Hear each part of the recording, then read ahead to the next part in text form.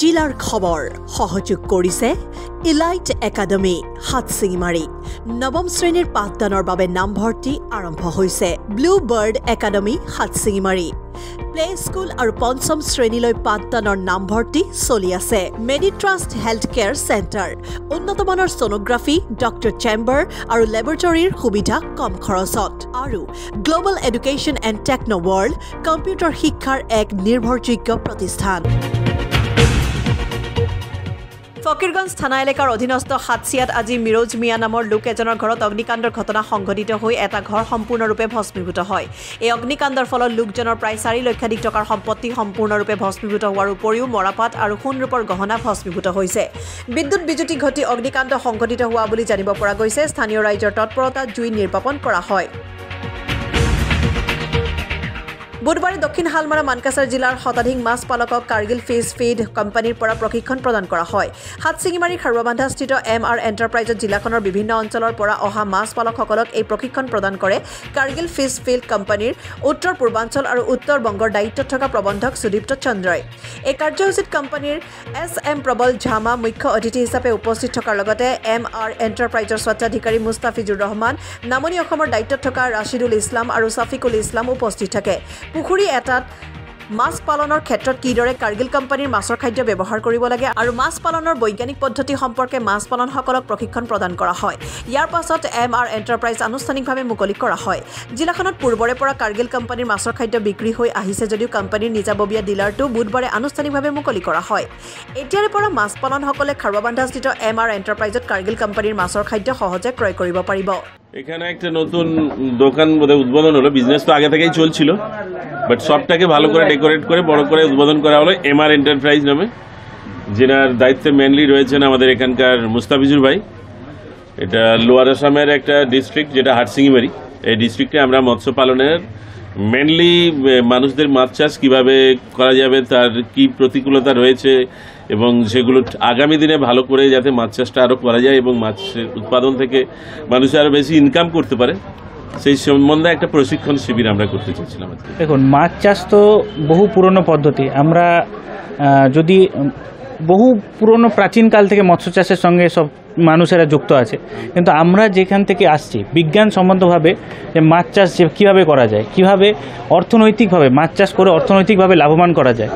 আজকে মাছের রেট এখানে মাছের প্রাইস 250 টাকা পার কিলো 1 কেজি সাইজের রুই মাছের প্রাইস সেটাকে যদি আমরা আরও মাছ চাষটাকে ডেভেলপমেন্ট করতে পারি তাহলে কি হবে আমাদের এখানে উৎপাদনটা বাড়ানো সম্ভব হবে এবার উৎপাদন বাড়ালে কি হবে মাছের প্রাইসটা কমবে তাতে কি হবে সমস্ত মানুষ যা গরিব থেকে ধনী সবাই যাতে মাছটাকে অ্যাফোর্ড করতে পারে দক্ষিণ হালমাৰা মানকাছাৰ জিলাৰ সদৰত থকা একমাত্ৰ উচ্চ শিক্ষানুষ্ঠান হাতছিঙিমাৰী মহাবিদ্যালয়ৰ প্ৰাণী বিজ্ঞান বিভাগৰ সহকাৰী অধ্যাপিকা নেছিয়া বেগমক অৱসৰৰ পাছত আজি আনুষ্ঠানিকভাৱে বিদায়ী সম্বৰ্ধনা জনোৱা হয় উল্লেখযোগ্য যে আজি দুপৰীয়াৰ ভাগত হাতছিঙিমাৰী মহাবিদ্যালয় প্ৰেক্ষাগৃহত ভাৰপ্ৰাপ্ত অধ্যক্ষ জহিৰুল ইছলামৰ সভাপতিত্বত অৱসৰপ্ৰাপ্ত অধ্যাপিকাগৰাকীক বিদায়ী সম্বৰ্ধনা জনোৱা হয় এই কাৰ্যসূচীত মহাবিদ্যালয়খনৰ পৰিচালনা সমিতিৰ সভাপতি আজিজুল হক হাতছিঙিমাৰী ছিনিয়ৰ ছেকেণ্ডেৰী স্কুলৰ অধ্যক্ষ আব্দুল কায়ুম শেখৰ উপৰিও হাতছিঙিমাৰী মহাবিদ্যালয়ৰ অৰ্ধ শতাধিক অধ্যাপক অধ্যাপিকা আৰু কৰ্মচাৰীসকল উপস্থিত থাকি প্ৰাণী বিজ্ঞান বিভাগৰ অৱসৰপ্ৰাপ্ত অধ্যাপিকা নেছিয়া বেগমক বিদায়ী সম্বৰ্ধনা জনায় অধ্যাপিকাগৰাকীয়ে যোৱা 1999 চনৰ 23 আগষ্ট তাৰিখে হাতছিঙিমাৰী মহাবিদ্যালয়ত সহকাৰী অধ্যাপিকা হিচাপে কৰ্মত যোগদান কৰিছিল মহাবিদ্যালয়খনৰ বিজ্ঞান বিভাগৰ প্ৰতিষ্ঠাপক অধ্যাপিকা হিচাপে কৰ্মত যোগদান কৰি বিনা বেতনে দীৰ্ঘকাল পাঠদান দিয়াৰ পাছত শেহতীয়াকৈ প্ৰায় 2 বছৰ পূৰ্বে টিউটৰ হিচাপে নিযুক্তি লাভ কৰিছিল যোৱা 29 ফেব্ৰুৱাৰী তাৰিখে অধ্যাপিকাগৰাকীয়ে অৱসৰ লাভ কৰে ইয়াৰ পাছত মহাবিদ্যালয় কৰ্তৃপক্ষৰ ফালৰ পৰা আজি আনুষ্ঠানিক বিদায়ী সম্বৰ্ধনা জনোৱা হয় 99 চনত প্ৰাণীবিদ্যা বিভাগৰ এজন প্ৰবক্তা হিচাপে হাতছিঙিমাৰী কলেজত জইন কৰিছিলোঁ আৰু আজি 2024 চনৰ 29 ফেব্ৰুৱাৰীত মোৰ কৰ্মময় জীৱনৰ সমাপ্তি ঘটে আৰু সেই উদ্দেশ্যে আজি হাতছিঙিমাৰী কলেজৰ মানে অধ্যক্ষ লগতে মোৰ আগৰ মানে প্ৰাক্তন সহকৰ্মীসকলে আজি মোৰ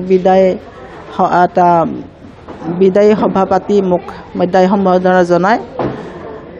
আজি আমাৰ মহাবিদ্যালয়ত আমাৰ প্ৰাণী বিজ্ঞান বিভাগৰ মুৰব্বী অধ্যাপিকা নেছিয়া বেগম ডাঙৰীয়ানীৰ আজি আনুষ্ঠানিকভাৱে আমাৰ বিদায়ী সভা অনুষ্ঠিত কৰা হৈছে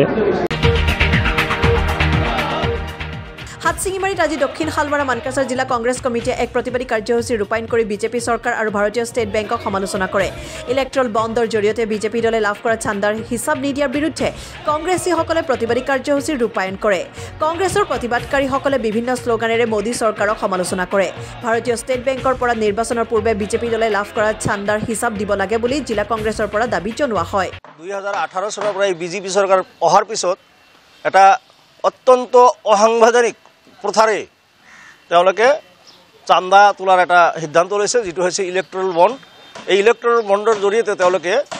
কোটি কোটি টকা মানে বেলেগ